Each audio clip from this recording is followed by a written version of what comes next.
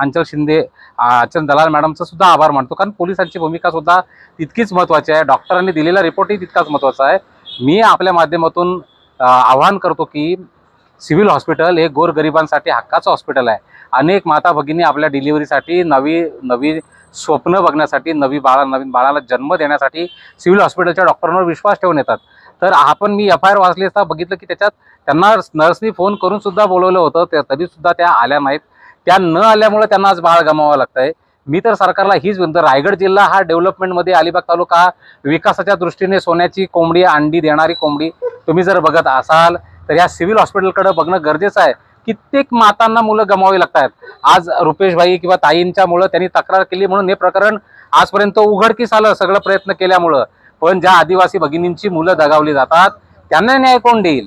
माझी विनंती आहे की नुसती FIR दाखल करून, गुन्हे दाखल करून काही उपयोग होणार नाही. अशा डॉक्टरांच्यावर त्यांची सनद रद्द करणं गरजेचं आहे आणि अशा डॉक्टरांना डॉक्टर की प्रॅक्टिसमधून हद्दपार करणं गरजेचं आहे. कारण का गेलेलं मूल परत तुम्ही आणून देणार आहात का?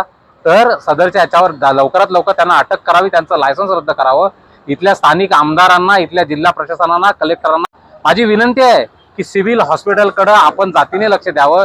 विकासाचा मुद्दा म्हणून अलिबागकडे बघू नये किंवा विकासाची अंडी देणारी कोंबडी म्हणून अलिबागकडे बघू नये. सिव्हिल हॉस्पिटलकडे आपण तातडीने बघावं आणि ज्या मातांना अशी मुलं गमवावी लागतात त्या डॉक्टरांना तात्काळ सस्पेंड करणं ही सुद्धा मागणी गरजेची आहे. नुसती अलिबागला व्हिजिट द्यायची किंवा येऊन नुसती भेटून जायचं हे करू नये. माझी विनंती आहे. आम्ही आमदार साहेबांना पण रिक्वेस्ट करणार आहोत की अशा डॉक्टरांवर डायरेक्ट कारवाई होणं गरजेचं आहे. मी अलिबाग पोलीस स्टेशनचं आणि माननीय जिल्हा पोलीस अधीक्षक साहेबांचा सुद्धा आभार मानतो की त्यांनी हा प्रयत्न करून आज ही FIR झालेली आहे. हा ऐतिहासिक निर्णय म्हणावा लागेल. हॉस्पिटलचा पण आणि पोलिसांचाही आभार. धन्यवाद. मी सुष्मिता रुपेश काटले, राहणार बेलोशी. मी 2022 साली गरोदर होती. तर मला 14 मे 2022 रोजी डिलिव्हरीसाठी सिव्हिल हॉस्पिटल अलिबाग येथे ॲडमिट करण्यात आले होते.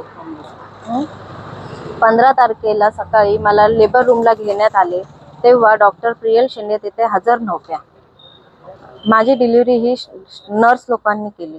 त्यात माझं बाळ दगावलं आणि प्रियल शिंदे त्याच्यानंतर तिथे हजर राहिल्या आणि त्यांच्याच हलगर्जीपणामुळे आणि निष्काळजीपणामुळे मी माझं बाळ गमावलं.